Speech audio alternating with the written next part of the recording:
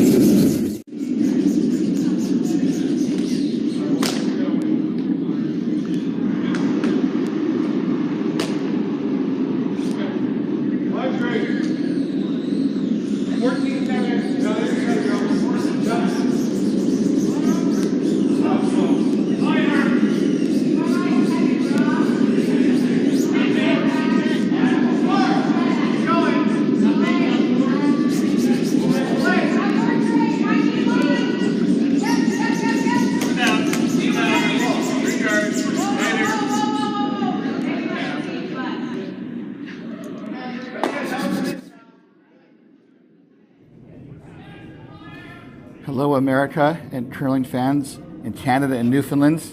This is the 2026 doubletakeout.com MoPac Championships, coming to you live from CurlVegas on the curling.gg network.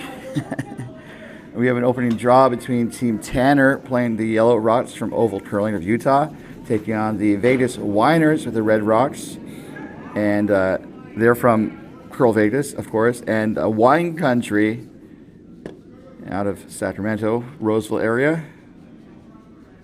So definitely appreciate everyone tuning in. If you have any questions or comments, I'll try to poke my head in the YouTube chat from time to time. They did a coin toss to see who has the hammer advantage, and Tanner won that. Rocks in play. We have a interesting setup building in the house, as the skip for Vegas Whiners has the broom down for Jason Strong. We are playing pool play as part of our Saturday quadruple header, and that will determine the playoffs for Championship Sunday. We had 5 teams in the pool.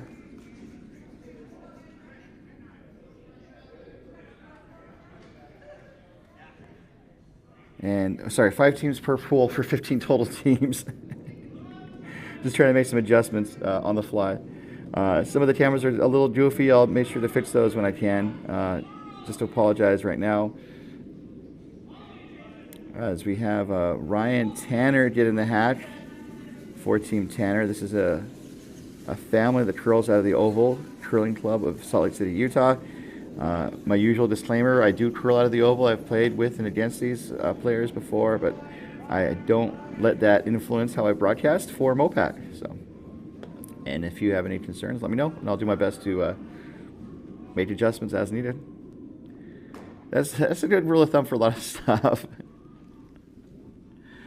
So Ryan ticks the guard and promotes it to the ring. So right now, Vegas Whiners are sitting 1, 3, 4, and there's a second there's a Tanner stone that's close.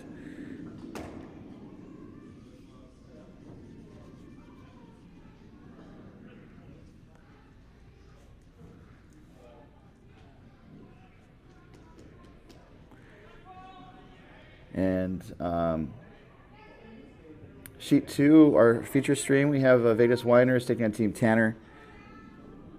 And then sheet 3 for 3 of clubs, we have Team Rice from Coyotes taking on In and Out Turns. And In and Out Turns is from OC Curling in Wine Country.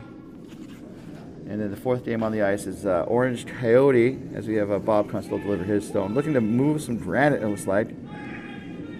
Sheet 4 is Orange Coyote from OC Curling Coyotes, taking on Team Full House, which is from Lake Tahoe and Wine Country. So he made contact with a stone, but I think it just kind of glanced off and then rolled around.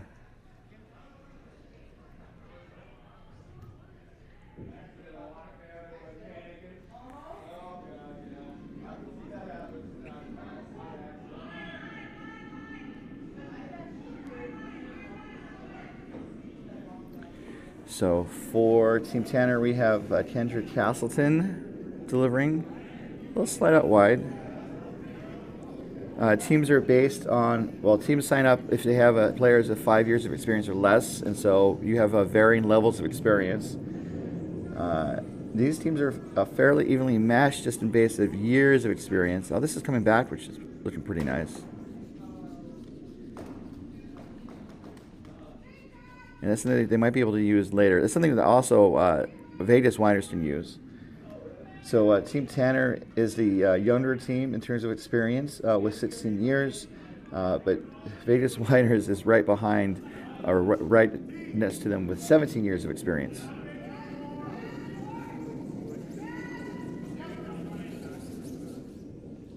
So we're going to see that clearing action again from Bob. This is, I thought it was wide, but they're working to hold the curl, so they're expecting it to swing a decent amount, and it is. And it ends up running hits the red onto the yellow and drives kind of the 2 reds in the back of the house a little further back.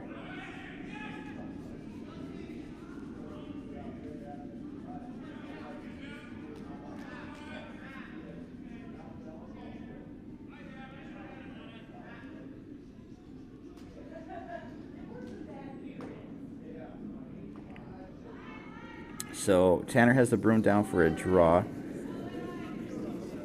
I'm curious about this. I mean, if they had the weight dialed in, I would think it could be possible to do like a hit and roll. Also, the weight in the line. I mean, obviously, 2 very important things for a curling shot. Weight line and, weight. Well, weight. Dip, dodge, dive, and dodge. This is coming up as a front stone. So I was thinking, well, it's the very first end, so I was curious about how aggressive to get to start, because if they had a good, let's say, hacked to board weight, they could maybe have curled to the inside of that red that's sitting second shot, and then kick that red out, and they had the shooter roll under cover to be second shot. The downside of that would be that the shot stone is exposed, and then Vegas Winers to pick it out, but that does get another counting stone into play, and then you're possibly playing for 2 or more. But right now it's Tanner's sitting 1. Looks like they're going to be content to try to go for 1. As the Vegas Winers strategize, and Winers is spelled like the bottle of wine. ERS, E-R-S, so not like I'm whining, this is not fun. That's me whining. Oh, anyway.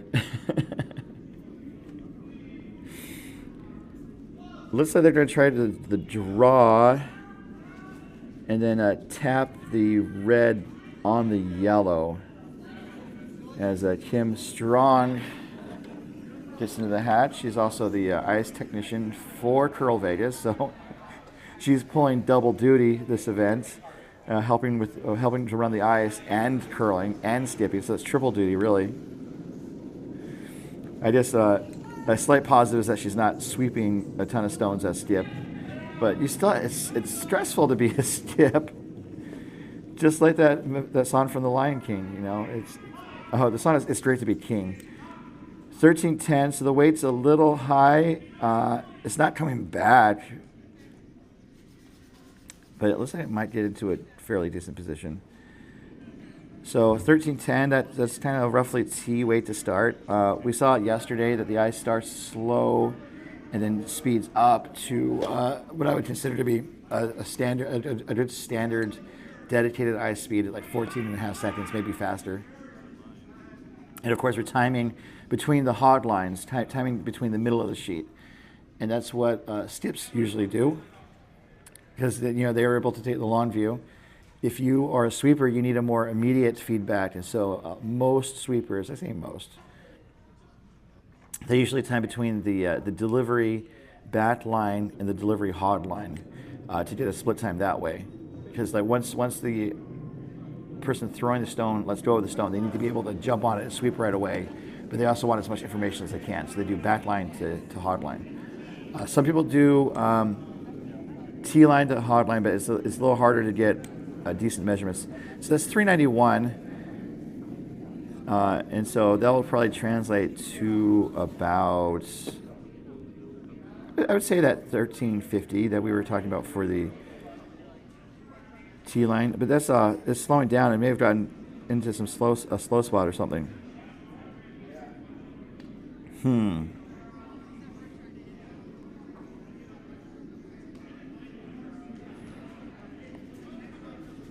right, this is the camera angle I need to fix. Into a slow spot or something. Push the wrong button. So for Team Vegas Whiners, I think it's possible they could just concede a single point here. That's a force in curling parlance, and that's usually regarded as a positive outcome for a team.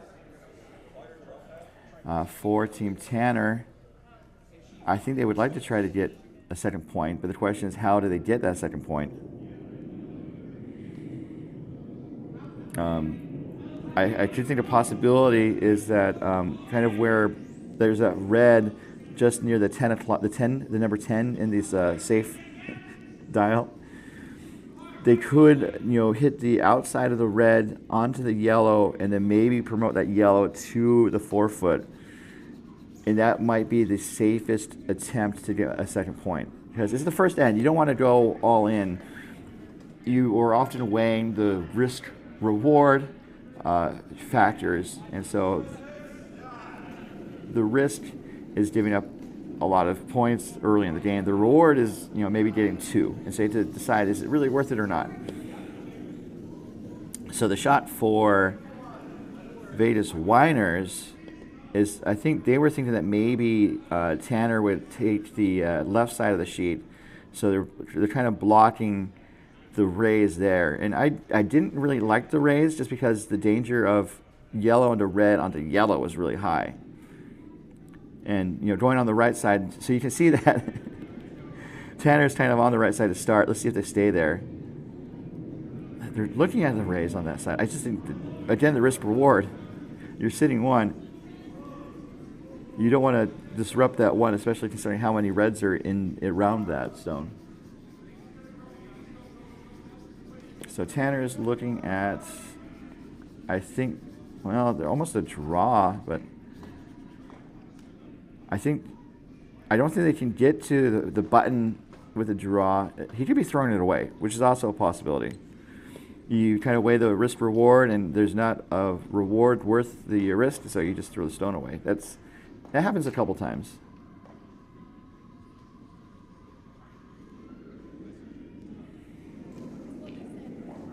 So the broom is down. I think it's going to be close to throwing it away. Or just try something, see what happens, but don't upset the apple cart. That famous curling phrase.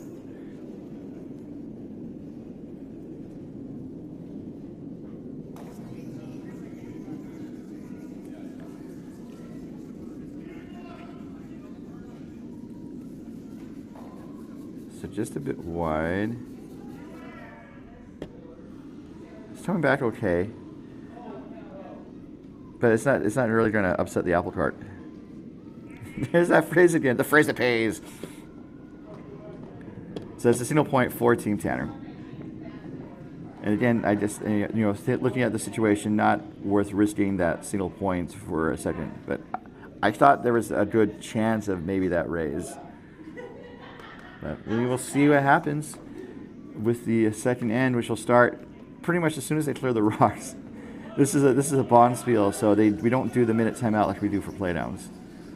So while they're getting set, just a quick note that coverage of the 2026 doubletakeout.com MoPac Championships is brought to you by doubletakeout.com, offering a unique way to view stats and rankings of the top men's, women's, and mixed doubles teams from around the world at doubletakeout.com. And by curling.gg. Curling.gg is a proud sponsor of the Canadian mixed doubles team, Brett Gallant and Jocelyn Peterman. And by Endgame Curling, elevate your game with Endgame Curling. More online at endgamecurling.com.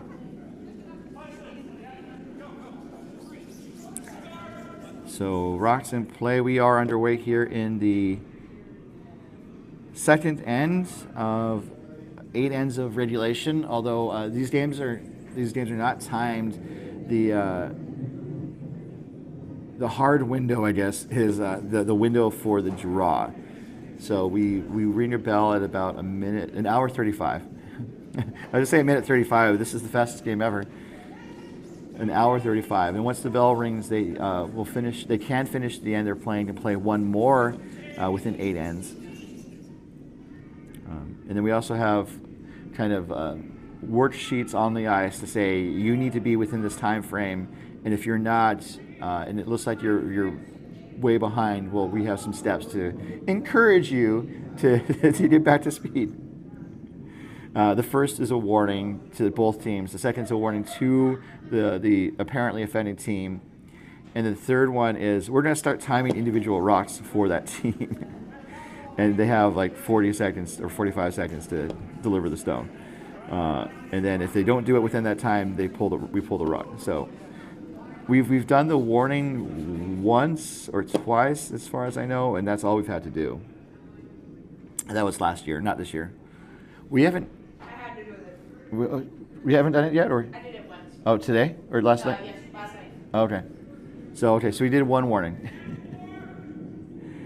We also have like a Flava Flav clock that we just kind of wear on a necklace on the ice just to remind people of the time. That'd be fun. Yeah. Yeah. The what? Like a Flava Flav clock. Oh. Yeah, the hip hop artist. I should just walk down, back and forth, back and forth. Yeah. And just say "boy" every once in a while. This is the next threat coming from Peggy Anderson. Flava Flav, he is a sponsor of the bobsled team for Team USA. He's kind of their hype ambassador, and he's also helped with some of the financial aspects of the team. So it looks like it crashed on their own guard.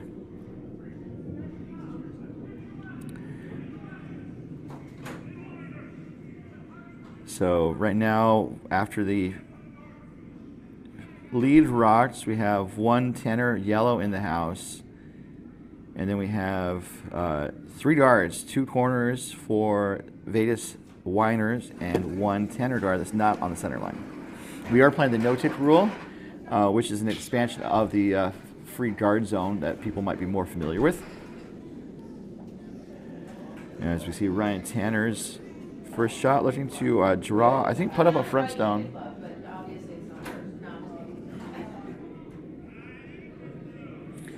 So they were just kind of walking it down. They could be trying to go around their own guard, but this is going to be tight to the guard. It ticks it. And then the shooter rolls to the right, partially covering the path to the shot stone. And so Kim wants kind of a hack weight takeout, so soft weight from Jason Strong. So in pool play,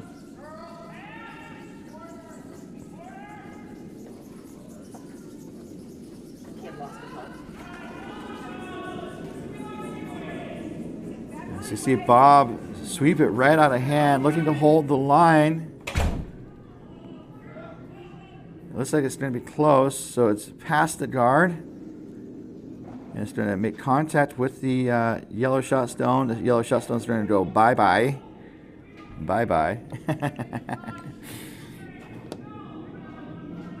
I don't do voices, even as much as I try.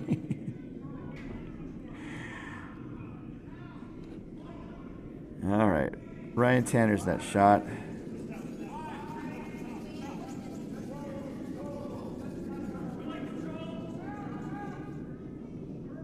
So they're trying to do the hit and roll as well. So it's going to hit, it's going to roll ever so slightly. So roll exposed. So like teams are now trading hits back and forth, not too uncommon, especially early in the game.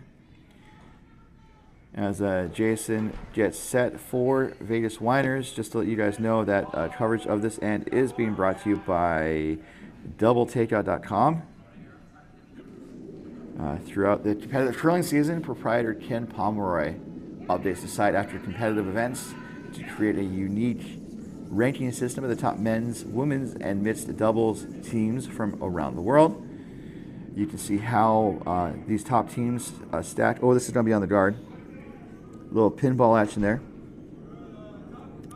So you can go online, you can see how your favorite team stacks against the competition in various categories, including overall win percentage, also how they fare against other ranked teams.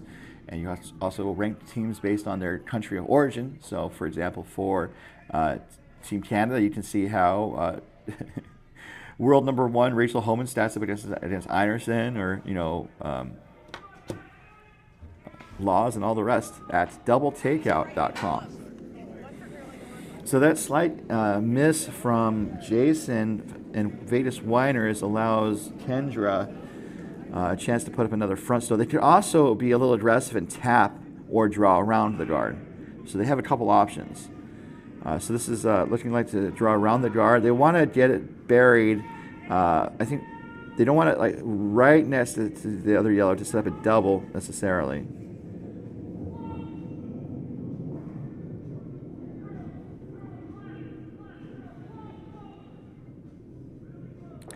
So there's a double there, unfortunately.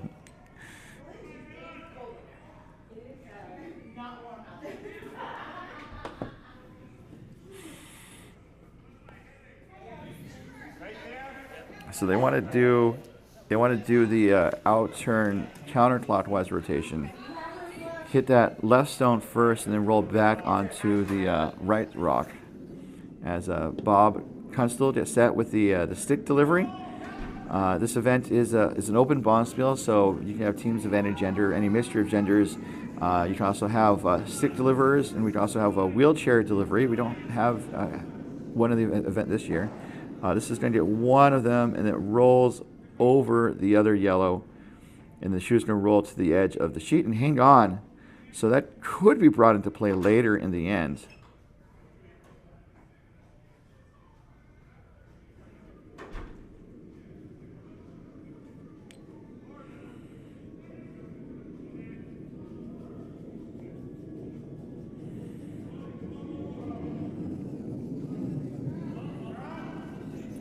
As we have Kendra get set for a second rock, so she's going to try that draw around again. Just a little bit more weight to not set up the double. So, just a little luck there for Team Tanner. And this could be going for a tap, and the tap's not too bad. So if they tap it right on the nose, that's not too bad. If they hit and roll, it needed like another 4 feet of weight, really, because it sets up a double again. This one, there's a couple ways to approach it. So I think they're going to try to still hit the top one, or the one that's to the left of the broom of Kim. And I think they want to hit the other side to kind of slap the other stone and then get both those yellows moving. I think that's the call. As we have Bob get set. So a stick delivery, you still start with your foot in the hack like a normal slide delivery, and then you have to let go of the rock before it touches the hog line. So it looks like he was a little inside. This is going to be on the guard. And that was a lot of weight, just not on target. So, so with Tanner sitting 2 right now, Tanner wants to control the front of the house, especially while he controls the center of the house as well. So front and center is kind of the goal for a team that doesn't have the hammer. So they could be aggressive and put another one in. I've seen it before, where you just keep loading the box and kind of force the other team to do takeouts. And that really works until you have a team that can make takeouts.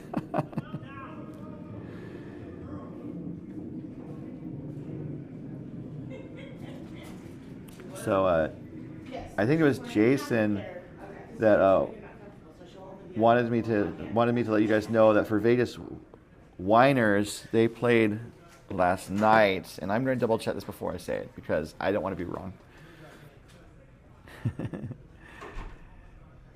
All right, we have Paul getting set, so while I look up some stuff, we'll watch his shot.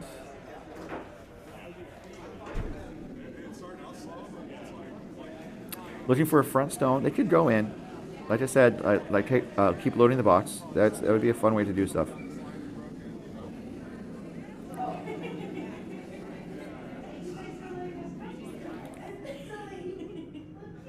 So this is going to be a front stone, a guard.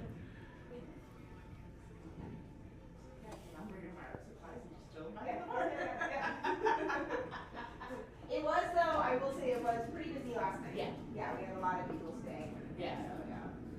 And full place open. So that generally protects the shot stone. Although the double is still there, they wanted to do it. And so while Tim is getting into the hack, I can say, I confirmed the information because I wanted to be sure that yesterday evening at the 5 o'clock game, Vegas Whiners played the defending national champions, Coyote Wild from Coyotes, and Vegas Whiners pulled off the upset 5-3. So they were pretty proud of that. Definitely, a game's a game. So, but it's also kind of fun to be able to play a top level team and do well against a top level team.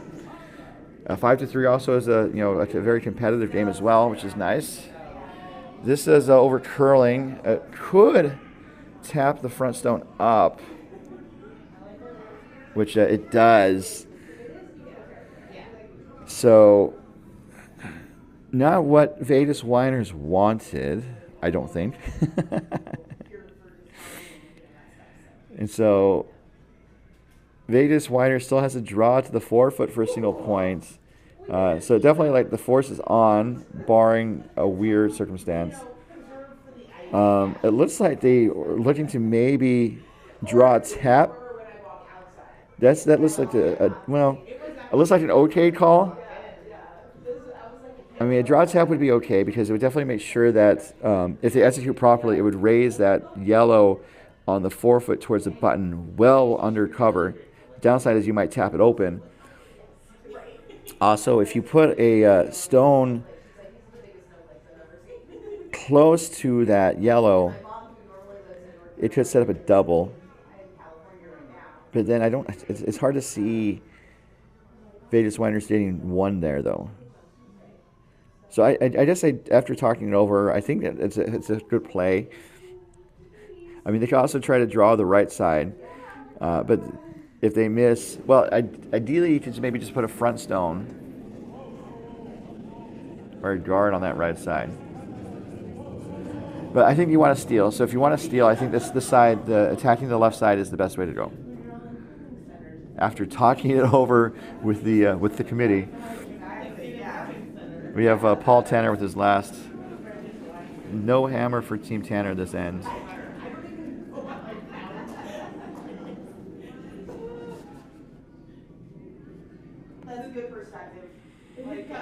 So this looks like it might wick off of one of the yellows, and that's actually not a bad plan B.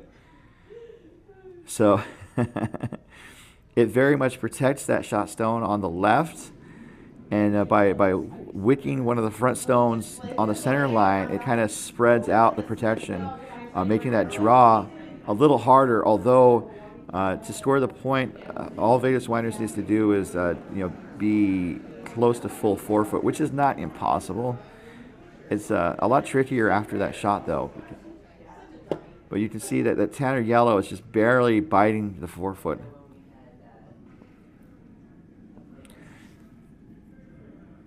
And then speaking of defending national champions, that is part of what is at stake this season. As part of the doubletakeout.com MoPac Championships. This is a bonspiel that is a national qualifier for the 5 and under national championships. And I'm not sure where it is this year. I can look that up. But so the winner of this event, if they've not already qualified, would get a berth to Arena Nationals. And then if they've already qualified and they won this event, the event kind of loses the berth. It's kind of how the rules are set up. The berth goes to the bonspiel that has the most teams signed up, and it's not us.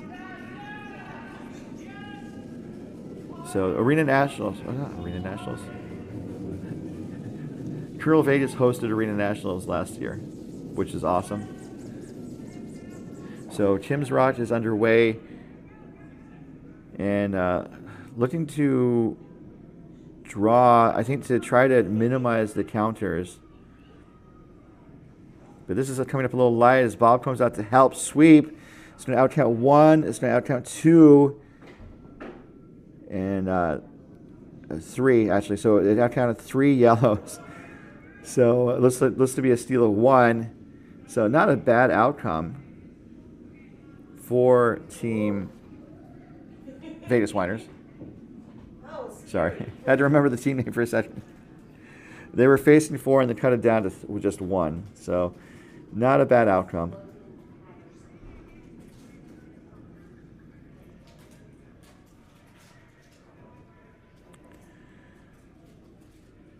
So we have a decent number of teams that have already qualified in this field.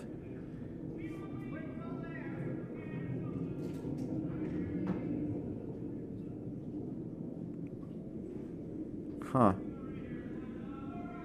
I'm just looking over the list of qualifiers, and we're the latest qualifier? We're the last qualifier for nationals? Okay.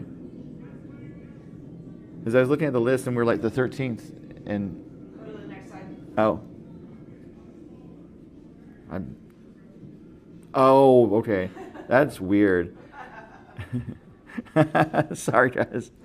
Just looking at the USA curling site. So there's 24 qualifying events, and we're right in the middle, apparently. So I think a little later in the season is helpful for getting teams to sign up, because we sold out last year.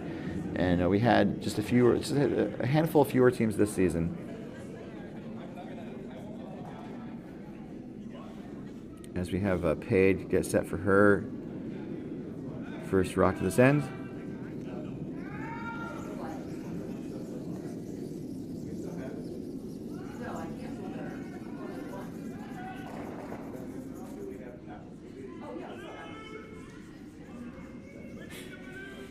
So looking for a corner guard, down 2.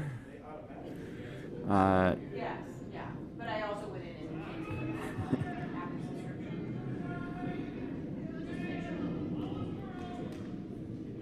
like I just said, do not read it. Oh, my F1 TV? My F1 TV.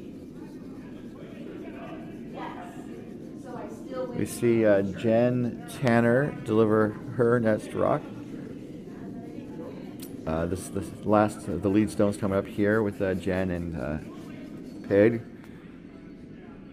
While that rock is heading down the ice, just to let you guys know that curling.gg is the sponsor of this end. Curling.gg is growing fast and is partnered with Jamie Sinclair from the Curl Up with Jamie channel on YouTube to bring more curling insight to fans everywhere. Curling.gg. That rock kind of goes to the right. As we see Peg's net stone. And while that rock is underway, let's go around the rings and let you guys know what's happening across the 4 sheets here at beautiful, fabulous CurlVegas.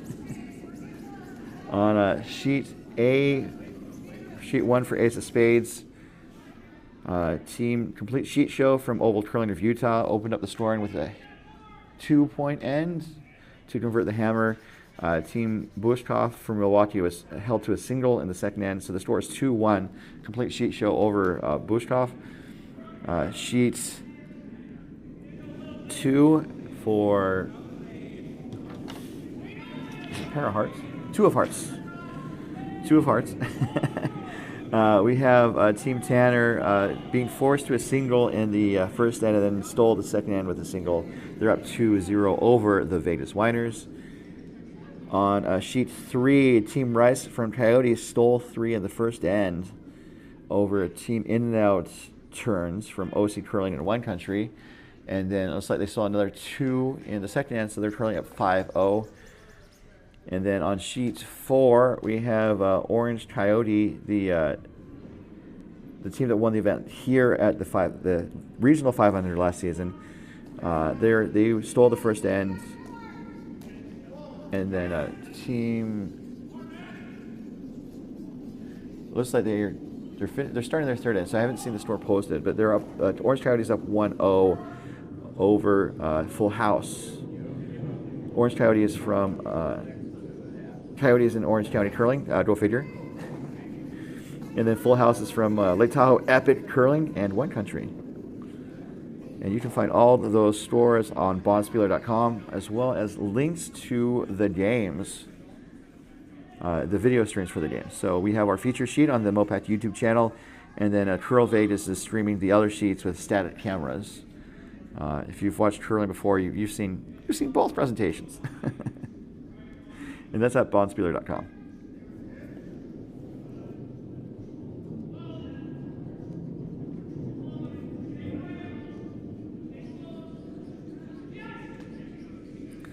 So lots of rocks in play for Ryan Tanner.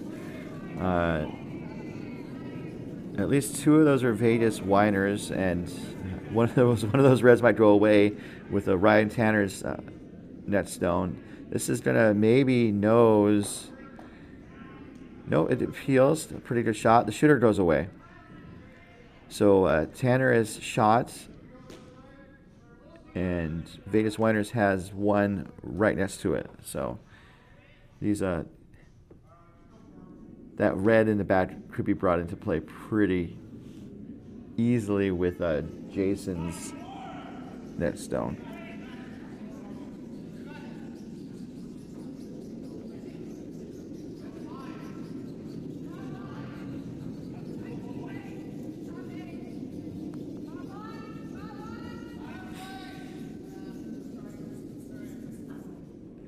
So looking to pluck out that yellow, just like a Duchess Dowager plucks out a bonbon while sitting on her chaise lounge. And quite delicate, but definitely gets the job done. And I have no idea what a Duchess Dowager is. I think I do know what a Duchess Dowager is, but what is a Dowager? It's a Duchess Dowager.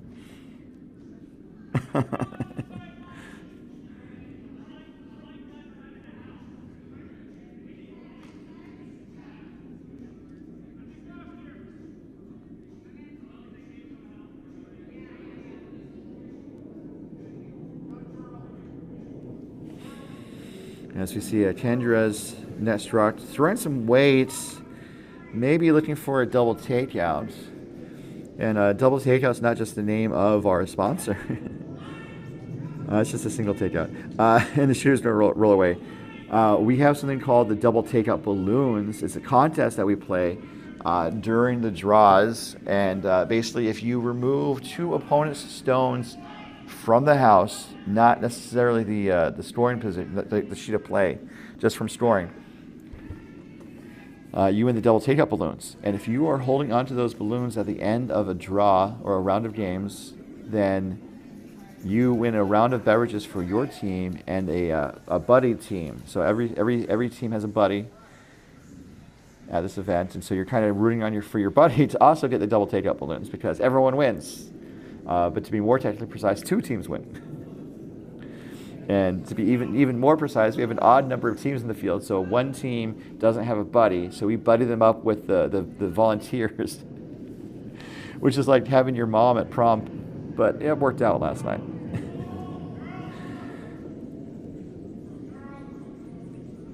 So, sitting in one of the rings, Team Vegas Winers is opting to split the house, which is, I think, a very smart call. Because now it's going to be super difficult for Team Tanner to get both stones out of play. And it sets up a chance for Vegas Winers to score multiple points. And so Team Tanner is looking to draw down on the new shot stone on the left side. That's going to be the name of a really bad jazz quartet. The new shot stone. Skiddy-bop-bop-boo-da-ba. That's my stat. I don't sing and I don't stat. Well, I've been asked to not sing and I've been asked to not stat. I try. Yeah, MoPac after dark. Okay, so they're going for the stone on the right, which is not shot. It taps slightly. So they're taking a look around the rings, and it looks like it's possible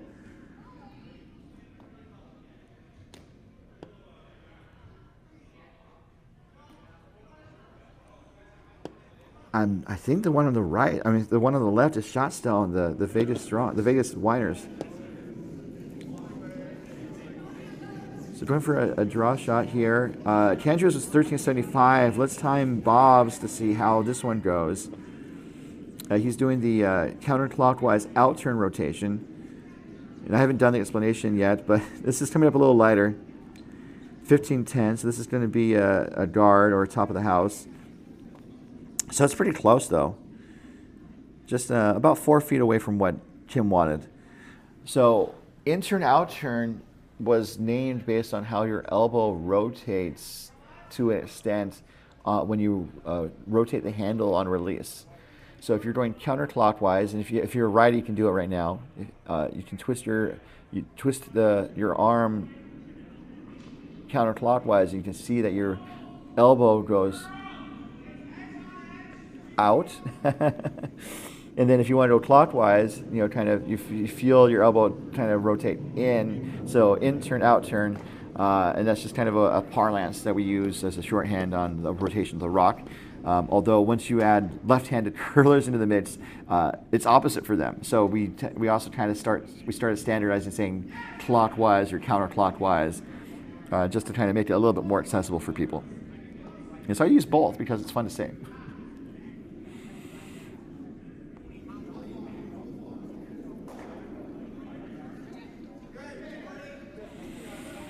So the situation in the rings is not sure who shot is. We haven't had a measure as far as I've known this event. As far as I know.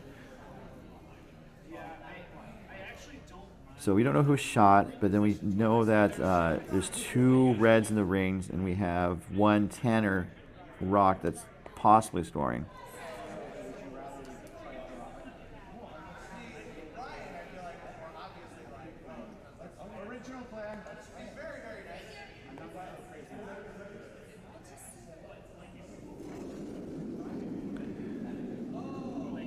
So I think looking to draw or tap back that yellow on the back 8 foot. It's curling, so they're working to hold the line. 1366, so this is more of a draw. It's over curling. So looks like we're seeing some pretty solid curl both ways. And one thing that you can use as a point of reference is the actual curling sheet itself. When we have curling rings that are more well-defined, it's easier to do. But if you are doing a draw, the skip usually puts the broom on the tee line because that's a consistent point of reference, and you are trying to, predict how much the stone is going to curl. So they're going for the draw, and it looks like they're looking for, I would say, almost 6 feet of curl, perhaps, maybe 5 feet. So basically, the green circle is 4 feet wide, and then the white circle is 8 feet wide, and then the gray circle, the bigger circle, is 12 feet wide. So that's one way to refer to the circles. And we also have, we use radiuses, or radii. So 2, 4, 6. And so he's on the outer edge of the 6 foot.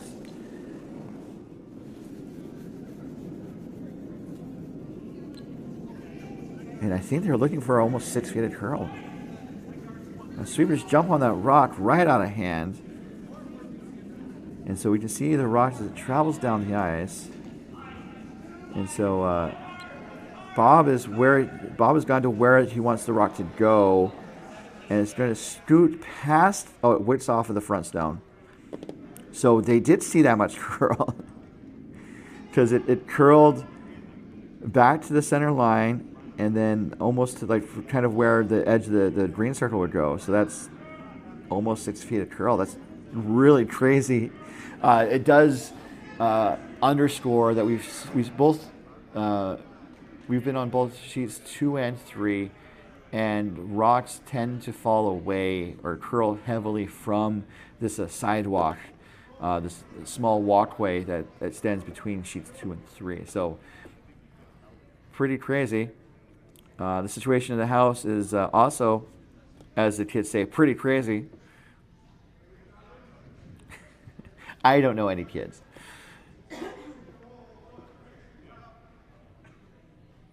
But the situation in the house, not sure who shot.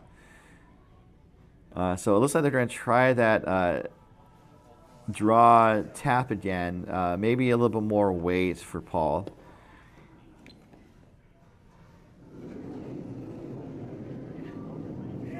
Because I think they just want to make sure it goes away, and then they will have split the rings, and then Vegas Winers will likely have to draw for a single point. So he's going right down the middle. He's looking for about 3.5 feet of curl. And so he's throwing more weights. 11:37. So now they're working to try to push it over. And it does make contact with the red, and then the shooter's going to stick around to be shot on the back 4 foot. So seeing decent curl both ways in this first draw. And I think the ice has gotten up to speed because we timed rocks in the first end. They were maybe just a little tad on the slow side for dedicated ice. But timing these most recent rocks, they are definitely moving a little bit more fast. Or faster. Depending on the grammarian you ask.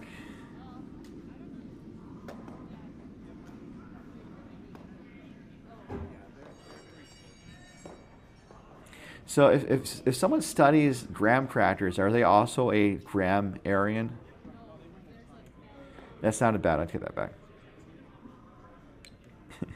So looking for the draw to the button for a single point, facing 2. It was also possible to maybe hit and stick on the yellow shot stone, but your takeout needs to be precise, and so it's maybe not worth giving up 2 if you miss. So this is the last rock coming from Kim.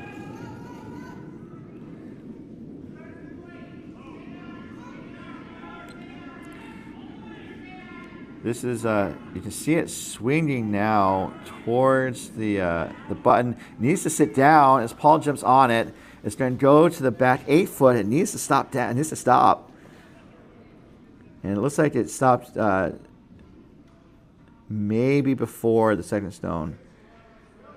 But they kicked the stone, so we'll see what score they post. I'm not sure if it was 1 or 2 Tanner stones, but Tanner has stolen another end. So, Team Tanner, just talking with him briefly last night and talking with him this morning, they were kind of, why are we on the stream again? Because they haven't had a couple good outings, but you know, today's another day. It's a fresh start, and they definitely seem to be making the most of it. So we are quickly getting to the next end, just like that. You know, we're definitely big on Sex and the City references here at MoPac. I don't know any Sex and the City references. Mr. Big.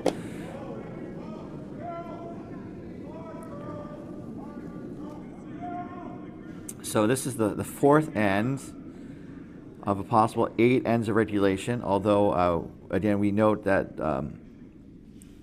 these draw windows or these rounds are dictated based on the playing window that's assigned, about just over 2 hours, roughly. So we encourage people to play ends within about 17 minutes per end to get 7 ends in the 2-hour time window or the 2-hour 10-minute time window. So they did post the score on sheet 2, and that was a steal of 2. So Team Tanner is up 4-0 over Vegas Whiters.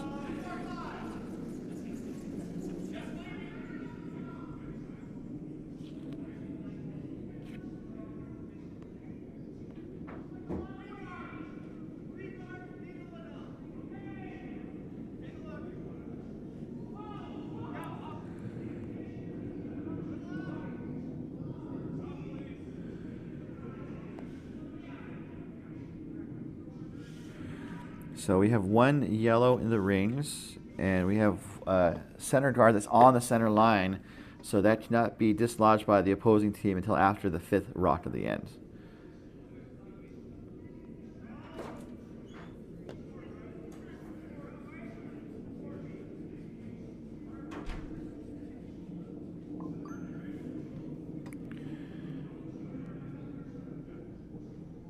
So Jen's next rock. Looks like they were trying to get around the guard, but it looks like it may have wicked the redstone. And it did wick the redstone, and then the non-offending team has a choice to say, we'll leave the rocks where they played out, or remove the offending stone and then reset any stone it touched back to their original positions. So that's what happened there, is a no-tick rule violation. We've seen that only a couple times so far this weekend.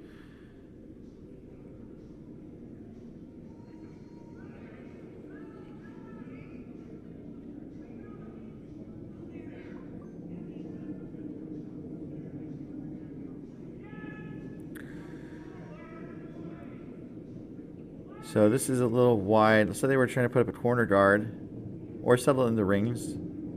It's a little heavy though.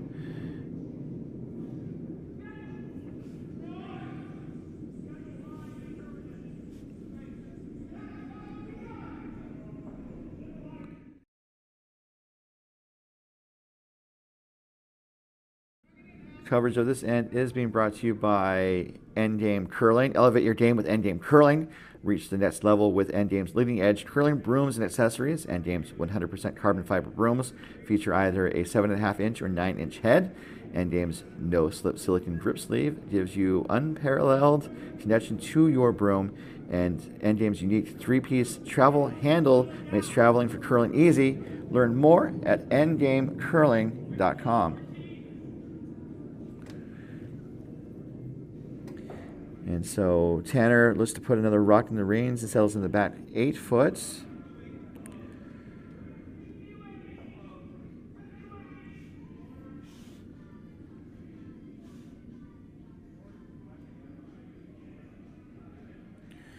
As we have Jason get set.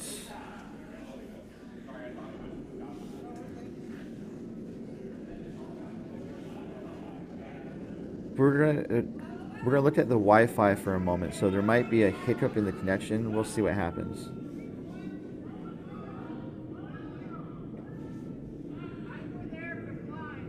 So stand by if something goes weird.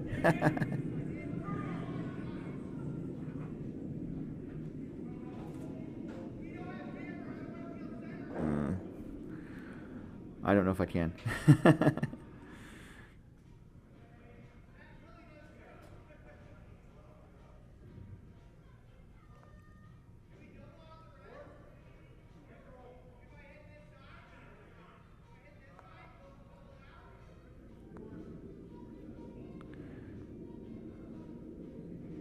So I might have to change the network at the end break.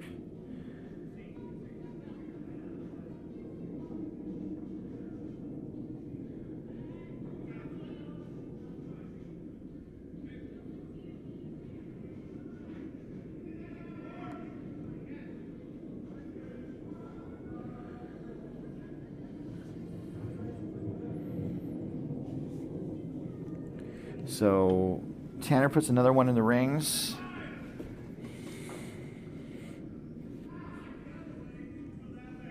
So Tanner is after having a shaky start, the first two draws, they've really amped it up this game, and we'll see if they can hold on and keep piling on the pressure against Team Vegas Winers. Vegas Winers, they've had a solid start, and it looks like they are looking to get their curling lanes back this morning.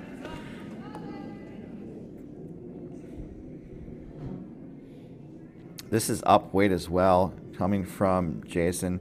I think looking to make contact with a stone in the back, and it might come back over. It does not. So unfortunately, a couple misses from Vegas Winers, and Team Tanner is sitting 3 in the rings.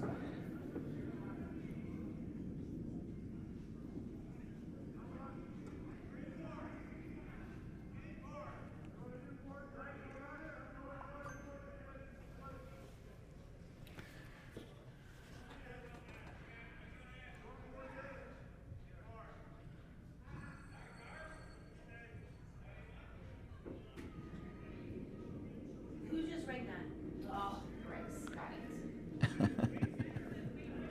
Pavlov dog. I barely heard the bell ring. I'm starting to hear it a little bit more, like that's the second time in this draw that I heard it. And that's why I was like, who did it? Huh? Yeah, the first one I did see the triangle moving, so I saw who did the triangle, and thankfully I just saw Brendan touching the balloon, so. So the double tail balloons have moved around sheet 3. Yeah, I saw Brendan touch it. Yeah, I'm letting the viewers know at home. Oh, cool, thanks, sorry.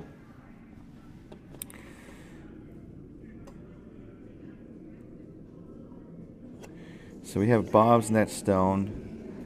So Tanner wanted to put up a guard, and that guard is a little wide. It does narrow the draw path on that left side. Bob's stone looks like it's going to make contact with the yellow and then roll out slightly. So that was a good shot from Bob. It really takes Team Tanner from sitting 3 to Vegas Winers sitting 1. So that was, I think, a needed shot there from Vegas Winers.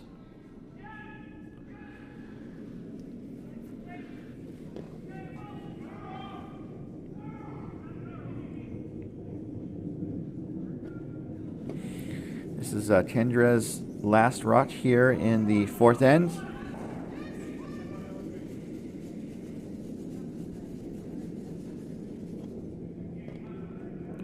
This is a little tight, I believe. They could be looking to raise the rocks, or they're maybe going through the port, actually.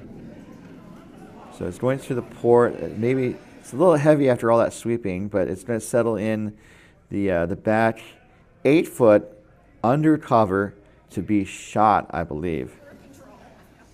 So that worked out as a really good draw there from Kendra.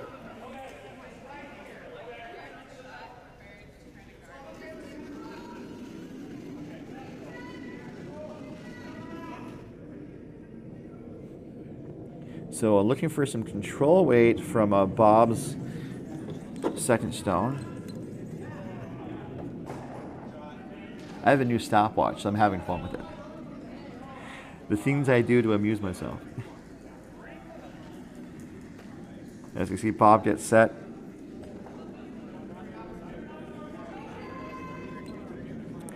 So Bob switched to the stick delivery very recently because he had a couple of injuries. This is going to maybe peel the guard. And it does peel the guard. And they stop the stone after it crosses into the other sheet. Complete cheat show from your back.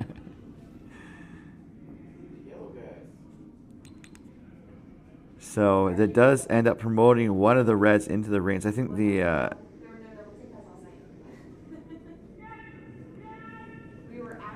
shooter kind of wicked off of the guard and went into the rings. They are in, it's in the outer 12 foot, so it's not doing too much. It could be brought into play later. We'll see.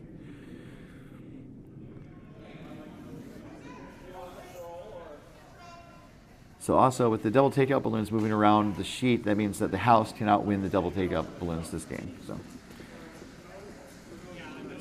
So when we say the house always wins, that's not true.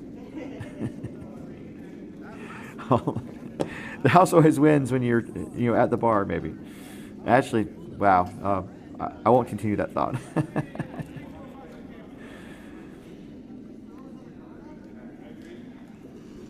Please party responsibly.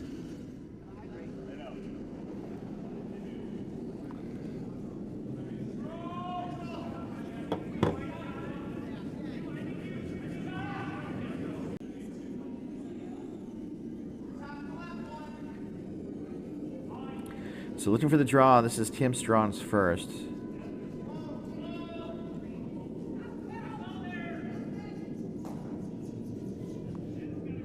Looking for a draw, like a kind of nestle up to that yellow shot stone, much like a young couple in love.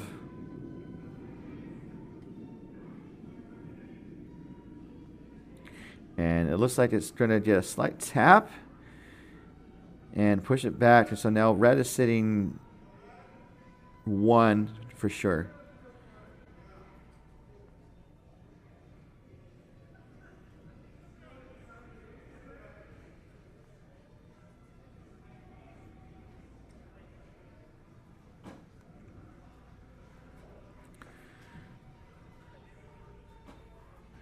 So Tanner, I think, looking to minimize the scoring opportunity for Team Vegas Winers, the most straightforward shot is just to do that draw again. And just draw on top, and that's where he's tapping the broom. If it's light's the miss, though, because if he misses light, he closes that port, and then it would force Vegas Winers to make a kind of a crazy shot for a second point, which is not impossible, but it definitely increases the difficulty.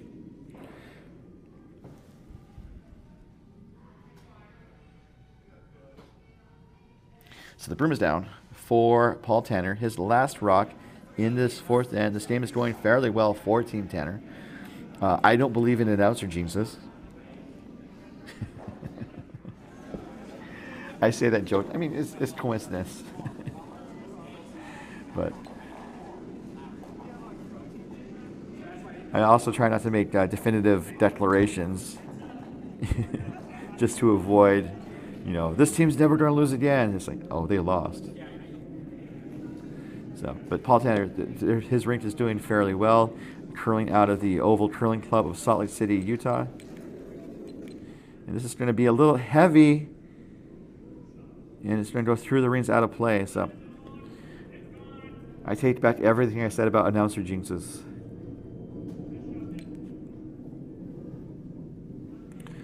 So now, with Vegas Winers sitting 1, they have a draw for 2. They're looking around the rings to see if they can get more than 2 here. Again, looking at the risk-reward equation, also seeing if they, the math checks out. In terms of maybe being able to score more than 2. But they just threw the shot to be shot to count. And so if they throw the same type of shot, they get 2. It's pretty, the odds of that making that shot are pretty good. I would be more enthusiastic about the odds, but I don't want to do the announcer jinx. So the broom is down for the draw. And as long as it gets past that front stone that's kind of just to the left of Bob, it should be pretty good. They don't want it to over curl, and again, it's going away from that sidewalk. So that's going to be something to watch. And to also note, the teams were telling me in between games that, the ice has some patches that act differently than other areas, and that's not uncommon for curling ice. It's just something to be mindful of, and it's like I haven't been playing on the ice, so I haven't really seen where those spots are. So it might curl way more down one path versus another, because this ice is a lot less than that 6.5 feet of ice they were doing going the other way, I think.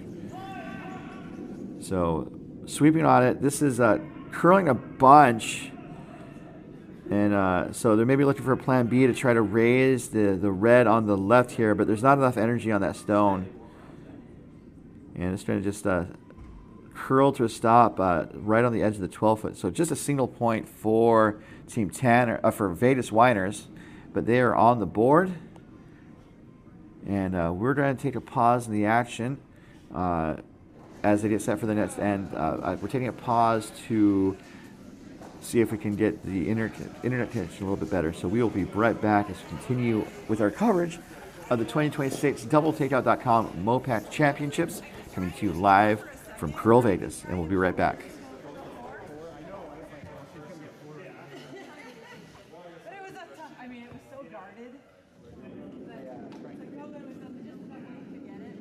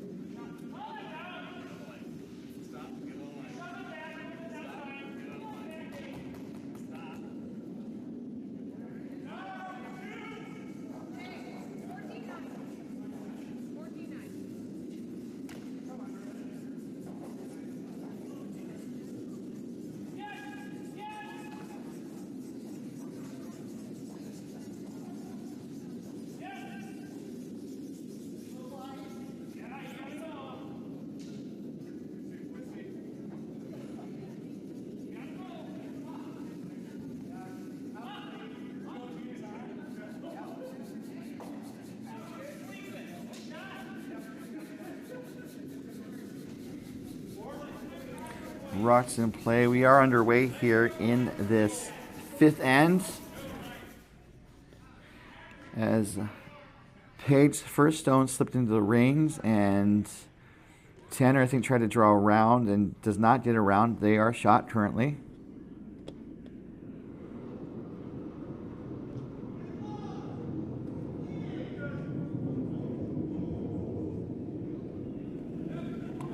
Net struck coming from Peg.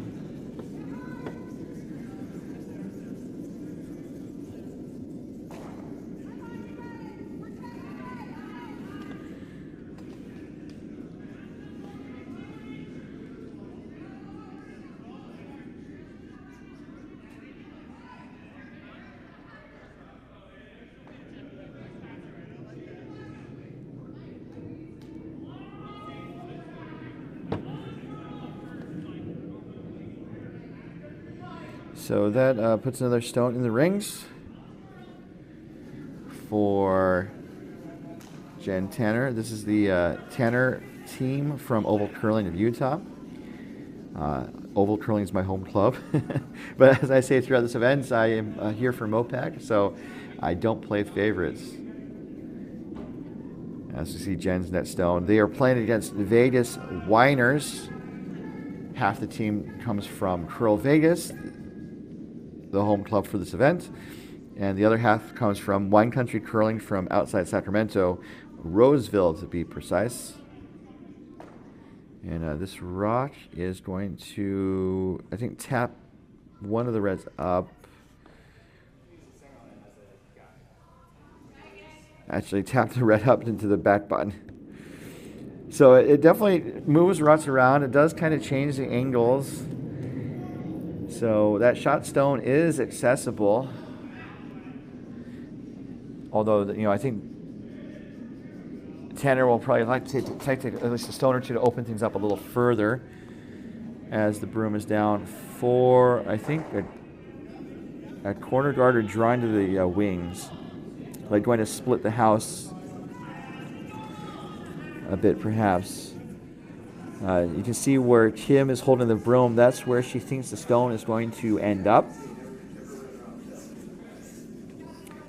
So normally skips, they hold the broom to indicate where the person throwing the stone should aim at. And then once the rock is underway, skips usually follow the stone as it travels across the ice to get a good read of how the stone is moving and thinking about where it's going to end up. And they're communicating this to their teammates. It's a fascinating dance that happens with every shot. So the broom is down for Ryan Tanner. We're going to see some takeout action from the young curler wearing the Utah Mammoth hockey hat.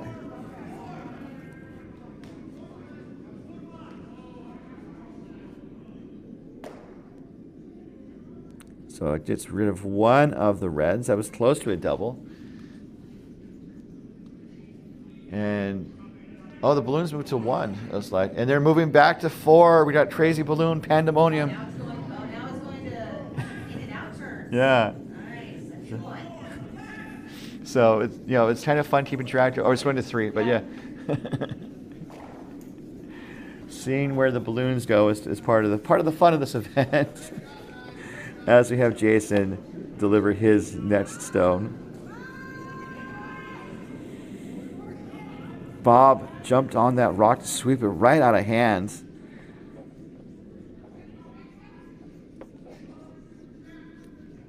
And this is over curling.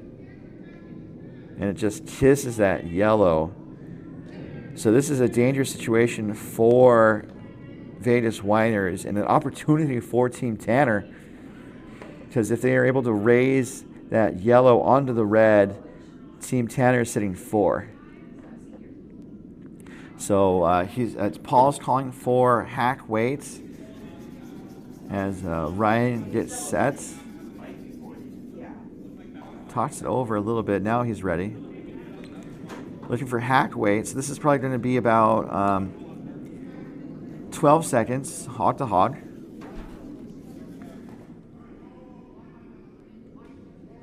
So it's shaping up pretty nicely. Calling out for line. It's 11:62, so that was pretty close to what I thought hack weight is. It needed another couple inches of curl. But the hack weight was a good weight call because the shooter sticks around, as does the yellow that was touched. So that red is now wide open. And so Kim Strong would like to close that door to prevent yellow from hitting it out and have yellow sitting like a mitten full of stones.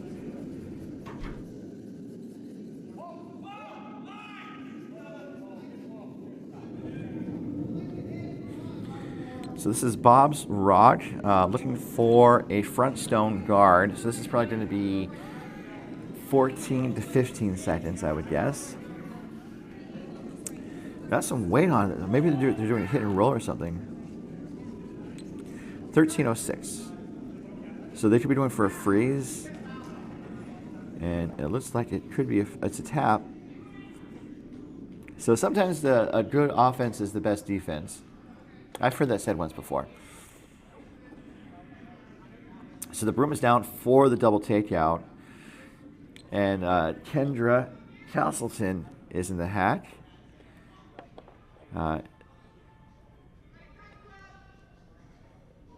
It's a 5 and under, so sometimes you see like the most brilliant shots, and like sometimes you see some inconsistency. So we will see what Kendra has dialed up for us here with a takeout attempt.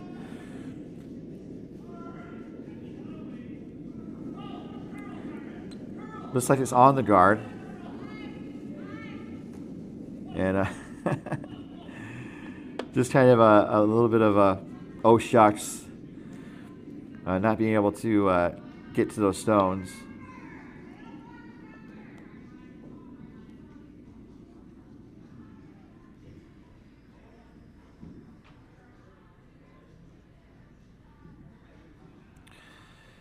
As we have Bob get set for his nets, looking to put another one in the top of the house in front of the 2 red counters. And so Vegas Winers is knocking on the door here, and we will see if they'll be able to cash in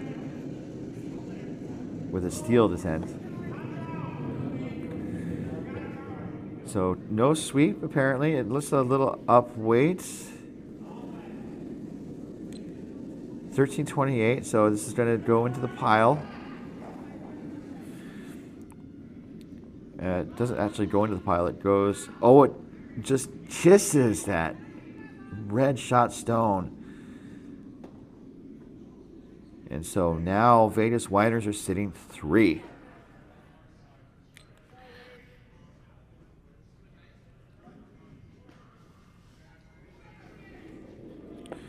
As we have Kendra get set for her next rock. And this one was a little tight, but that guard is no longer there. So let's see if this shot is on the money. It's looking pretty good. It's got 1, and that's all.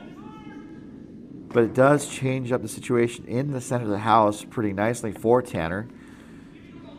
As the button is now open for the most part for putting more counting stones. But that yellow rock is pretty open. So Strawn can basically like kind of chip that yellow back and then sit shot in front of those 2 red backing stones. And then it makes it, it makes the chances of Vegas Winers stealing a lot higher, and makes the odds of Tanner scoring lower.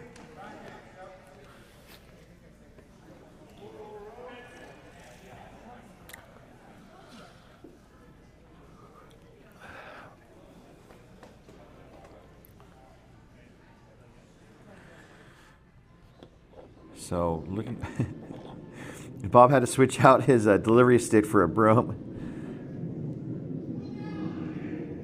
which he now has. And I think they're going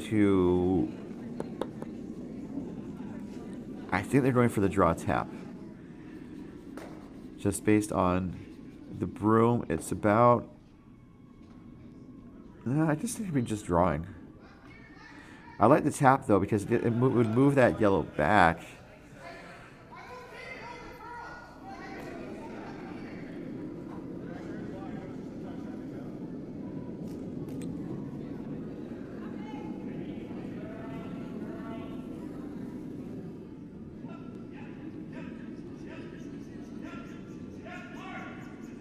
This is a little light, so I don't know if they're calling for like a front stone.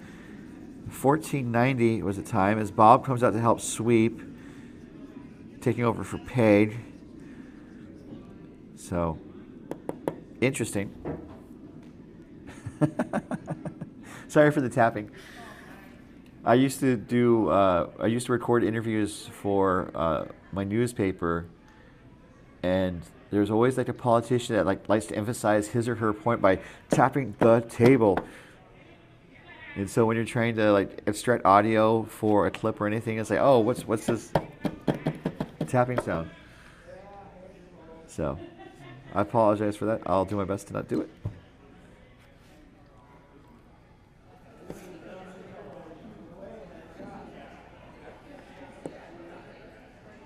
Although tapping is tempting.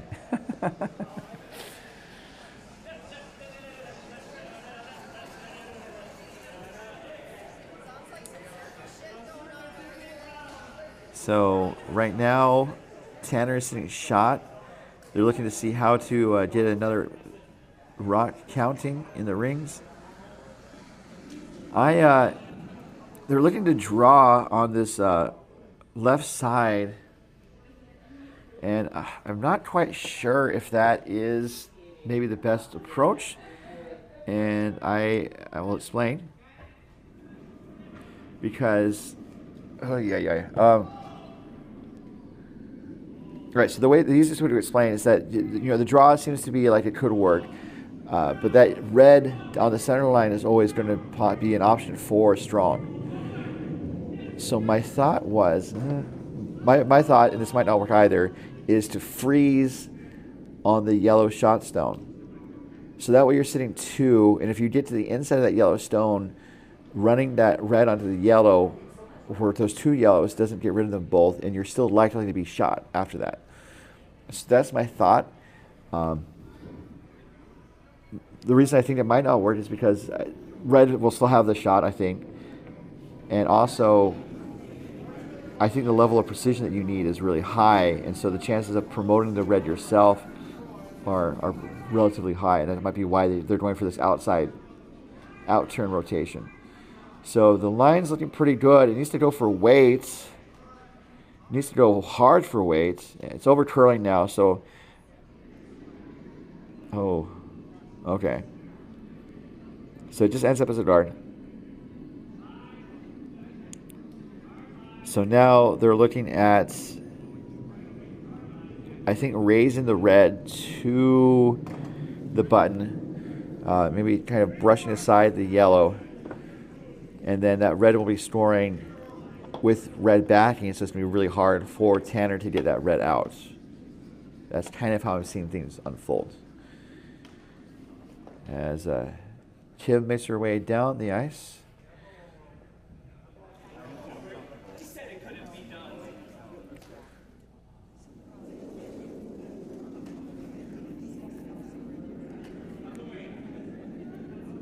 And actually, they're set up for a hit. They're not drawing. They are looking to, I think, hit the red onto the yellow and kind of let the chips fall where they may. This is the last rock without the hammer for Kim Strong and Vegas Winers.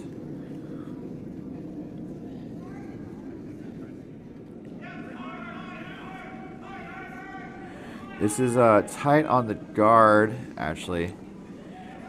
And it does tick the guard.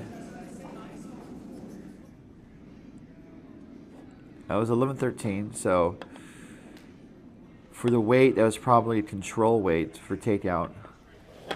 And control weight, different teams have different, meanings for the words, but control weight is for takeouts is usually a rock that is fast enough to remove the stones, but is still able to be controlled in terms of the amount of curl by the sweepers.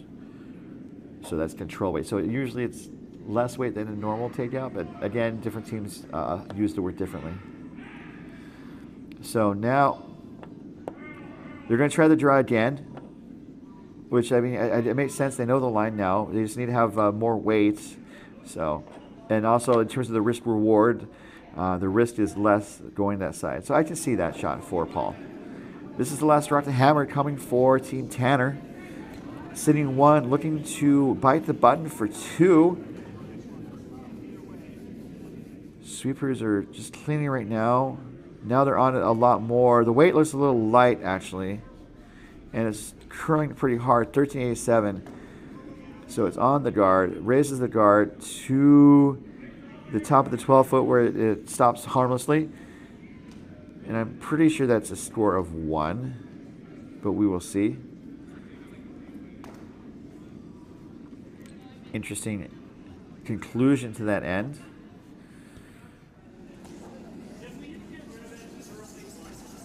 And that is just a single point for Team Tanner. They take a 5-1 lead over Vegas Winers into the 6th end, but it is Vegas Winers that has the hammer to start this 6th end of a possible 8 ends of regulation. Looking at the time, the most they'll be able to play is 7 ends because we're going to ring the bell in about 8 minutes.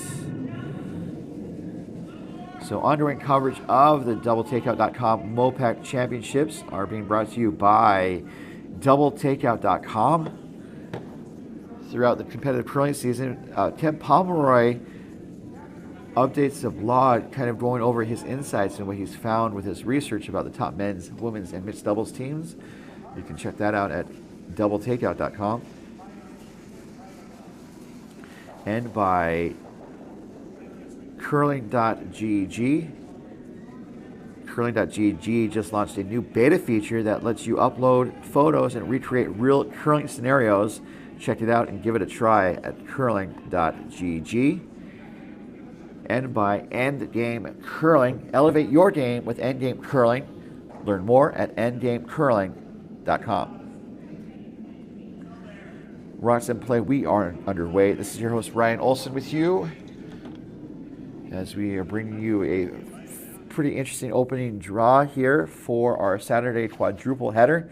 As Paige was putting up a corner guard. Looks like it will stay a corner guard. We have 3 more games on tap today as we conclude pool play Saturday, and then we will set the slate for championship Sunday. 8 of the 15 teams will advance to the quarterfinals, and then we will also have semifinals, and then the championship final at 1:30 p.m. tomorrow. But before we get there, today our upcoming game is going to be at 11 a.m., where our featured game will be Clever Curl from OC Curling taking on Rice from Coyotes Curling. That's our featured game at 11. Coming up at 2:30 p.m., we will have Orange Coyote taking on In and Out Turns. And then our MoPac After Dark. This is a little heavy. It might sit down, though. Our MoPac After Dark game will be Team Duncan taking on Sandstorm Sweepers at 5:30 p.m. So MoPac After Dark's a little early, but we will just be as zany as possible. As zany as the conditions merit.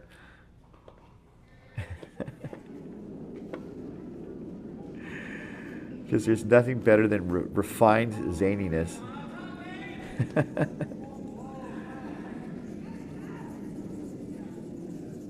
So after putting up the corner guard, Paige is looking to draw around that guard and sit shot buried. And it's looking pretty good.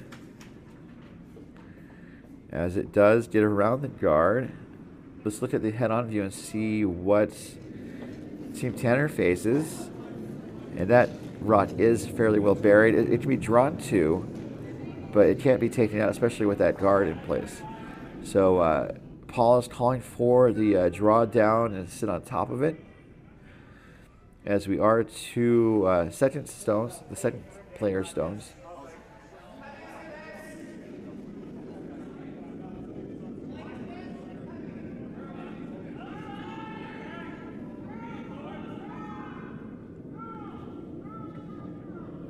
Coverage of this end is being brought to you by curling.gg. Curling.gg is proud to be an official sponsor of Team Canada's mixed doubles champions, Brett Gallant and Jocelyn Peterman.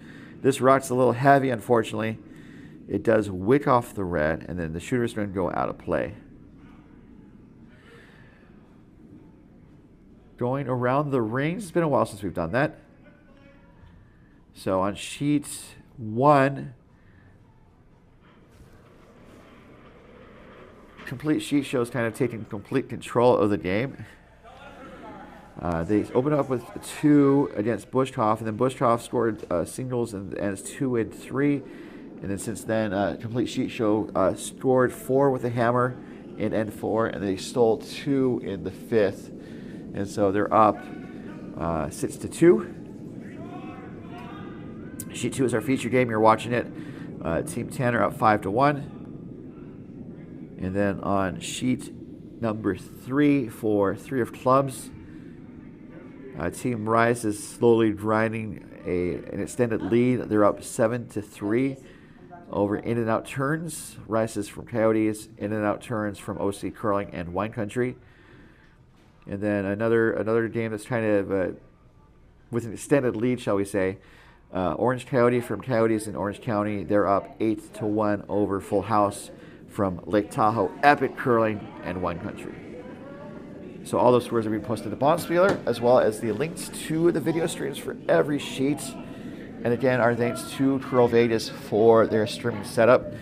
It's really awesome to make these games available to as many people as possible. So Ryan has had another crack to that draw, and he made it that time. So that is awesome. Awesome shot there, as I think it was Jason's second shot, or his first shot, Jason was a little light and put up another front stone basically on that draw path. So Jason is now looking to draw down on top of the Ryan Tanner yellow. Now I know why they say yeller.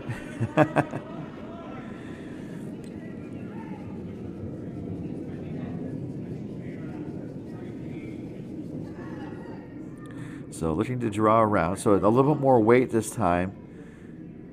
The line was pretty good. 12.22. The weight is a bit up. So like we're going to see this go to at least the hack. So that's at least hack weight right now. So I think T weight is still about 14 seconds right now. As Tanner is looking to steal here. As Kendra is getting set in the hack. And it looks like we are about to ring the bell.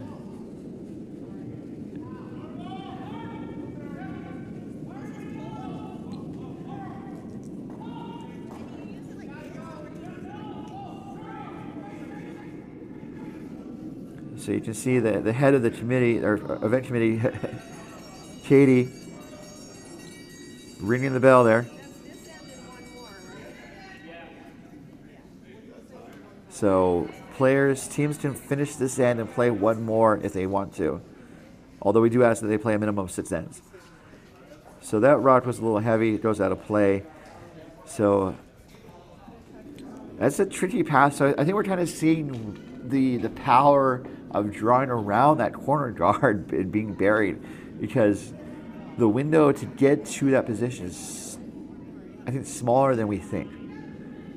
As we have Bob getting set for his first. Wearing the Minnesota t-shirts there. Looks like the iron range is being spotlighted with the star there. And definitely we're thinking about what's happening in Minnesota, Minneapolis, and St. Paul.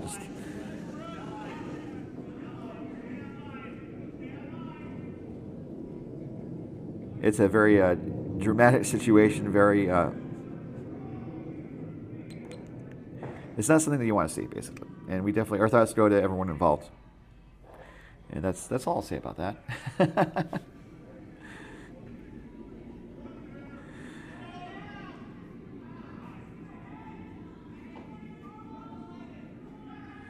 So again, another try to go around that corner guard, ends up just ticking the corner guard. So that draw is still there as Kendra makes a play for it. A similar line, a little less weight, I believe, is the call here.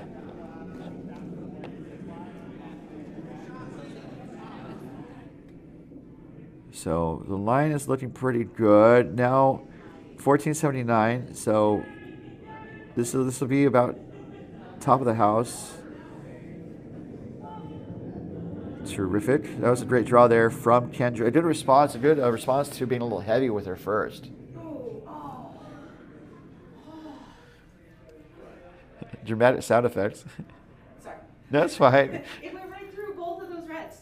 Didn't touch either of the reds. Oh, wow. Yeah. And I'm sure like Bushkoff's trying to find. Yeah, they missed it literally by that much. Oh man, that's curling. Yeah, I know. Yeah. Game of centimeters. Yep. So just letting people know at home, we're watching sheet 1 briefly, and Bushkoff was drawing, and it went through the port, and like where it was a hit. No, they were hitting. They were hitting, and they missed both stones. Centimeter on each side. Yeah. Which also reminds me of a Curling Canada commercial from the early 2000s, where it's like, game of inches, I wish we had inches.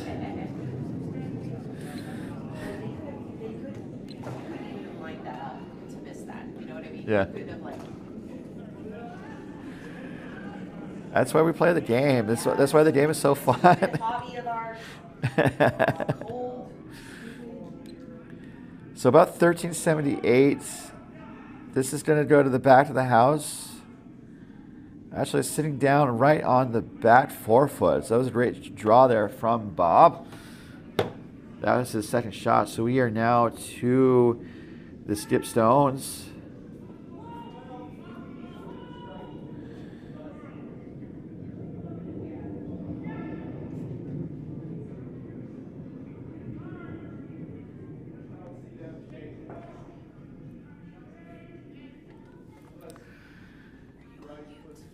One second.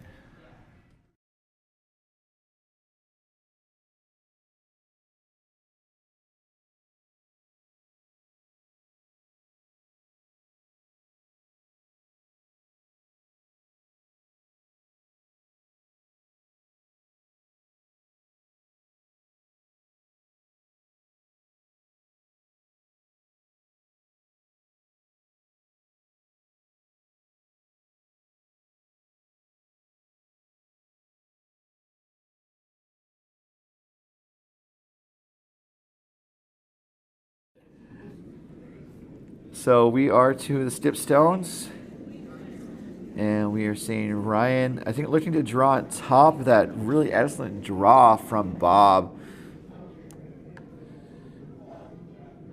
I think he just started a radio station, maybe Jack FM. Obviously a joke. Oh, and it looks pretty good. It sits right on top of that red. There's some separation, so it's possible for Vegas Whiners to make a play on it, and I think they are going to need to. There's only one more end after this. And we've talked in the past games about kind of end game strategy where do you want to be for the last end? And this is a situation where they're down 4.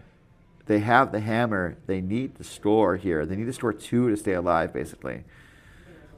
So what do they do here? Looking at the the head-on view, pardon me, the head-on view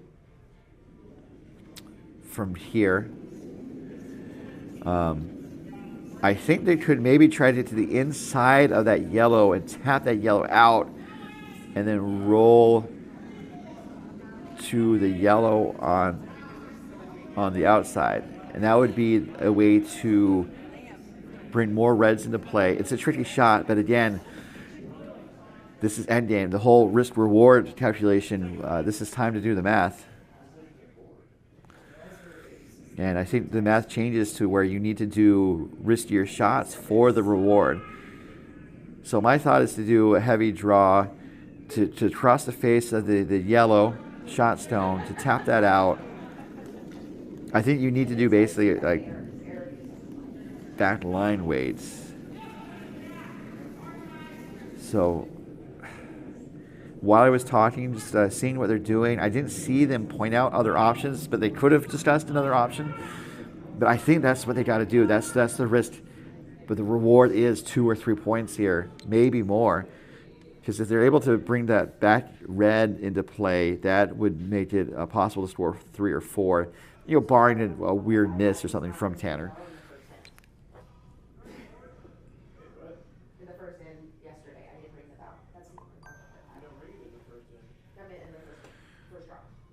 Yeah. So Kim is getting set for her first with the hammer here in this 6th end.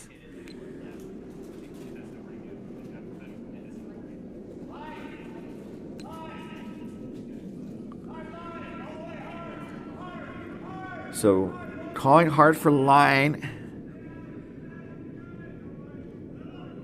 It looks a little tight. It's over curling right there. So they weighed their risk. And unfortunately, there's not a reward at this point. So for Tanner, they just want to avoid giving up a multiple point score here. So they just want to clog that gap. Kind of be just to the left of center line, I think would be the call here.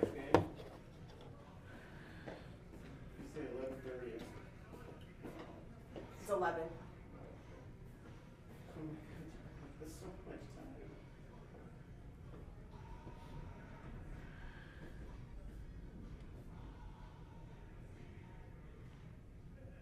There's another end on this game. So they're playing 7. There's still going to be a lot of time. Yeah.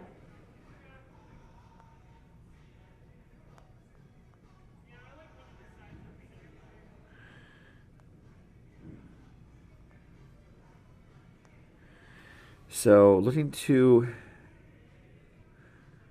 they had the broom way out there, but we do see the stone curl a lot from that sidewalk, so that might be the call here.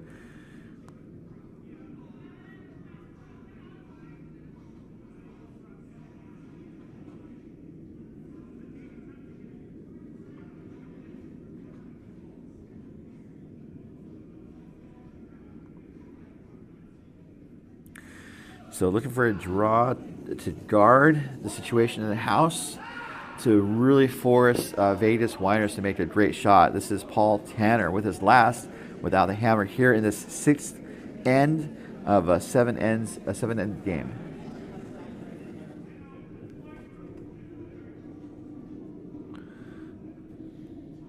Paul had a little slip there, but he seems okay.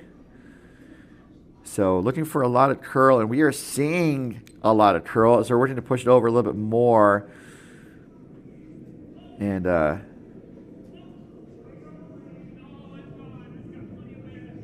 think it ended up at a pretty decent place. It prevents the angle raise, but there's a port that Vegas Winners could use.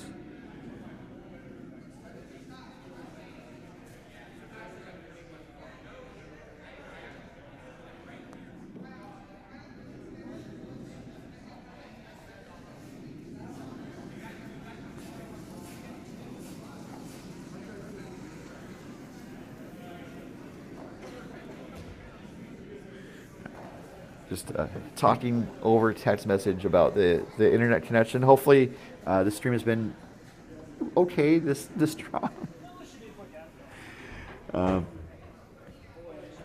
Definitely seems to have stabilized, and we appreciate that. The bandwidth is not as the pipe's not as wide as we normally like it to be, but hopefully it's working out. So looking at the situation in the rings, I don't know what people are thinking about this shot. They are facing a bit of a conundrum here.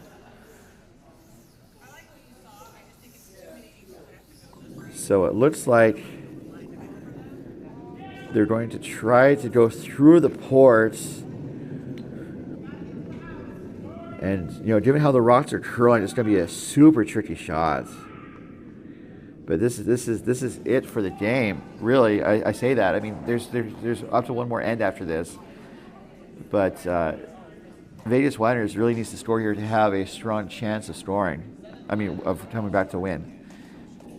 And I say that the ties are also possible in pool play. There's not a tiebreaker to resolve ties until the playoffs, and then in the playoffs we do the draw shot to resolve ties. This is the last rock coming from Vegas Winers, looking to shoot the gap, calling sweep out of hand. And it's looking okay. It looks like it's over curling a smidge. Also a little light. So it's on the red guard as Bob comes to jump on to help it. But it can't be helped, unfortunately. That is a steal of one for Team Tanner. So robbing season continues for the oval rink. And they will take a 6-1 lead over Vegas Winers into the seventh end.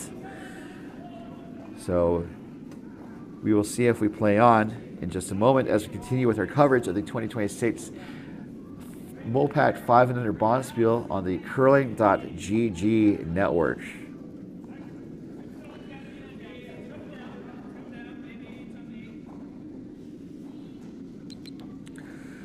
So it's just a little light with Kim's last, unfortunately.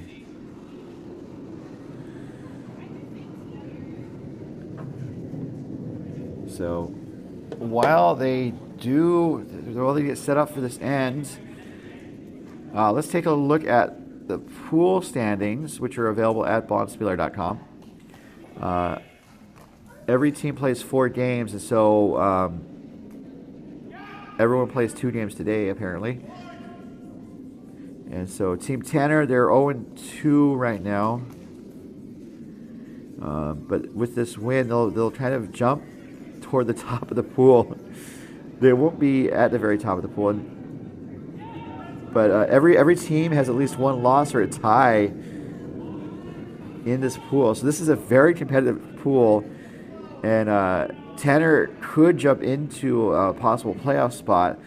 One thing that might be holding them down is that their draw shot is a little low or a little high, depending on how you look at it. So Tanner and Vegas Whiners are in the dice pool. And so Team Pitlars is at 2-0 in the pool, and then we have a win and a tie from Hernandez right behind them, and then we have Vegas Whiners, Coyote Wild, and then Tanner. And Tanner winning this game will jump into the mix. And then on the cards pool, Team Rice is currently at the top of that pool, followed by In and Out Turns, although it looks like In and Out Turns might be on the downside of this current game. Orange Coyote was at 1-1, followed by Full House and Clever Curl.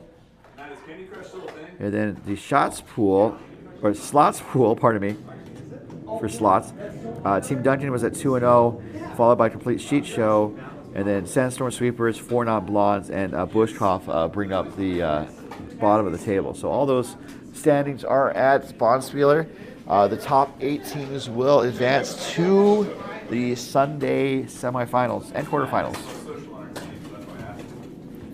So the top 8 go to the quarterfinals, the top 4 go to the semifinals, and then the top 2 face off in a grudge match for the MoPac Championship. And then we have a 3rd place game as well. So Team Tanner is looking to keep it clean sheets, looking to wrap up this game. Up 5, looking to minimize the scoring opportunities for Team Vegas Whiners. And as we see Paige get set for her next shots, just to let you guys know again that this end is being brought to you by Endgame Curling. Take your broom on the road with ease with the Endgame travel handle. Endgame's 100% carbon fiber 3-piece travel handle is built for convenience and fits most carry-on luggage. Plus, is compatible with heads of other broom brands. Elevate your Bonspiel game with Endgame Curling. Learn more at endgamecurling.com.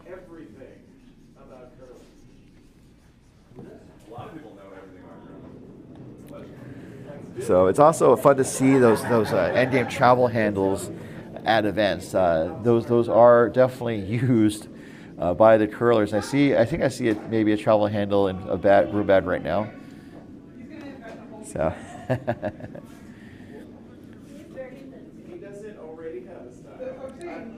So right now Tanner is sitting at least 1.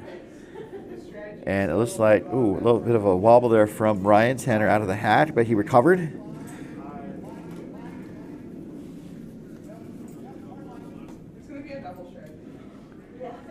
And looking to try to unlock that red that is frozen or close to frozen on the shot stone. It's over curling though, and just wicks the yellow shot stone. The shooter is going to go to the back 12 foot, which is going to hang on to be 4th shot. So down 5 to tie, 6 to win. Basically, it looks like the strategy for now for Vegas Whiners is to load the box and just keep piling red stones in and challenge the other team to hit them out. As we have Jason Strong get set for his first rock.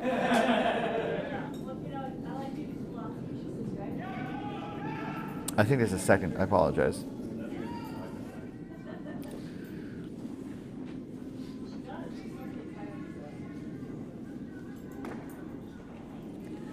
So this is going to, I think, unlock the red. The shooter's going to roll over and kind of bump the yellow that was on the outside. Bumps the yellow shot stone back to the back button. So Tanner is sitting 2, I believe. The broom is down for the takeout because basically if Tanner runs Strong out of stones, it's game over for Vegas Whiners. So looking for some pepper on this shot. Let's see if it hits the spot. It's on target. There's one. It hits the red, and it deflects back onto the shot stone. So it definitely moves runs around, but the immediate outcome is that red is now shot. So we have some games leaving the ice. 2 of the games are finished. The action continues on sheet 2 and 3, including our feature sheet. So actually, Jason has the second shot. They're down 5. They need to. I think the hitting doesn't help, so they're just looking to see what to do here. And they can tap up. They can also try to. Tapping up's not too bad. Because if they tap the red onto the yellow, those rods are going to move toward the left, and there's a lot of backing on that side of the sheet. So the rock is away. Looks like it is set up for a tap weight, so not like a heavy takeout weight.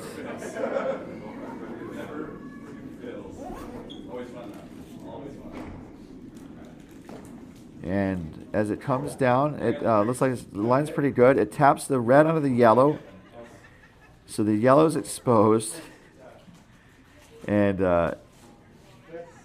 yellow is shot now, it looks like, but those reds are definitely might be building into something, which is why Paul Tanner has the broom down to say, "You're not going to do anything with those stones. You shall not pass." That's my Gandalf impersonation. I'm not really doing impersonations because they don't work very well for me. And I think it's just funny to be like super deadpan. It's like, yeah, Gandalf, you shall not pass. So on a sheet, talking about games that are ending. Well, let's watch the shot first. Looking to move some of these reds out of play. Does get one of the reds out. The shooter's going to roll wide to the right. And so 4 strong. Just put another one in. Load the box. Makes sense. So going down the sheets with the games that have ended. On sheet 1, we had a complete sheet show from the Oval Curling Club of Utah, emerging as the 8-3 winners over Team Bushkoff from Milwaukee. Sheet 2 is our featured game where we have Team Tanner of Oval Curling up 5-1 over Team Vegas Winers from CurlVegas and Wine Country. Sheet 3 is still underway. The game between Team Rise of Coyotes and Team In and Out Turns from OC Curling and Wine Country. Let's check out this shot real quick from Bob Kunstl. Looking to load the box. It needs to really be in scoring position here. They could, have one more stone kind of be, kind of not counting, but that's a really good place for that stone from Bob. Good shot. So on sheet 3, Rice is up 7-4 over in and out turns. And the double take-up balloons moved, so they don't have them anymore. In and out turns had the balloons last. We had on Bonspieler. And then on sheet 4, that game wrapped with a Team Orange Coyote from Coyotes and OC Curling, taking down Team Full House from L-Tech, Lake Tahoe Epic Curling, and Wine Country. So that definitely will change up the standings, which we'll keep updating on bonspieler.com. And we'll definitely have more information also about the upcoming draw at 11 a.m. So on our feature sheets, some conversation about what to do with the shot as Kendra pushes out from the hack. Just looking to move some of these stones out of play. I said that Vegas Winers has a couple stones to give and still has a chance to tie the game. And so just, clear is the order of the day. And we're going to see one red go away. And then the other red is going to go to the edge of the 12-foot where it's not counting. So not a double takeout. That's almost as close to a double takeout as you can get in this competition. And a double takeout for the competition is removing opposing stones from the house, not all the way from the sheet of play. There's, some people disagree at what a double takeout is, so we kind of define it that way for this weekend. So we are getting close to the end game here, as Bob talked the shot over with Kim, and so they have 3 stones left, and so they basically need to get that red on the outer 12 foot in the scoring position, and I don't know if they're going to be able to do it. So they need to clear these yellows to have a chance, and that's why Bob's throwing a haymaker there. And this is on the reds. This could actually maybe... Was it a double takeout? That was a double takeout. Let's check the replay. Now that is handshakes, though. So let's check let's see the handshakes and let's see the double takeout. And this is on the reds. This could actually maybe... Was it a double takeout? That was a double takeout. Let's check the replay. Now that is handshakes, though. So as they're pushing the rods back down the ice, make the final 6-1. And Team Vegas Whiners, they didn't pull out the win this game, but they got the double takeout balloons for now. And that double takeout was brought to you by doubletakeout.com. So as we get set for our 11 a.m. game, where our feature game is going to be Clever Curl taking on Team Rise, just extending thanks to our sponsors, including doubletakeout.com. You can see how your favorite team ranks against fellow teams from their country of origin. So you can see for Japan how Team Fujisawa stacks up against the other women's teams, or see which Kim team is higher over the others in South Korea. Doubletakeout.com. And by curling.gg. Curling.gg has a new beta feature that lets you upload photos and recreate real curling scenarios. Check it out and give it a try at curling.gg. And by Endgame Curling, unlock your game, elevate your game with Endgame Curling. Learn more at endgamecurling.com. So we are wrapping things up. Thank you so much for tuning in to our opening draw, our morning draw here. We have more games to go. We have a triple header today. Well, 3 more games on tap, including 11 a.m., 2:30 p.m., and 5:30 p.m. So we definitely hope you'll stick around for that. Until then, on behalf of all of us here at MoPac and CurlVegas, this has been your host, Ryan Olson, saying good morning and good curling. We'll see you at 11:30. Or 11 a.m. 11 a.m.